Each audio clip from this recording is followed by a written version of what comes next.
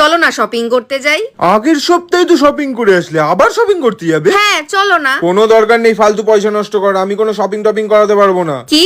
আমি বললাম কোনো শপিং করাতে পারবো না। কি? আমি যেটা বলছি শোনো, কোনো দরকার নেই শপিং এর। ব্যাস শুরু হয়ে গেল নাটক করা। শপিং এ যাবে না? আরে বাবা না, যাবো না, কতবার বলতে হবে এক কথা? আমি আর পারছি না। আরে বাবা বন্ধ করো না, তোমার এসব নাটক আমার জানা আছে, বন্ধ করো না।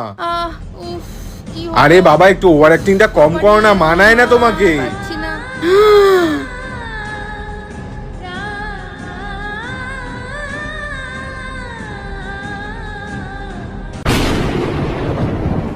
সত্যি কিছু হয়ে গেল নাকি ওর?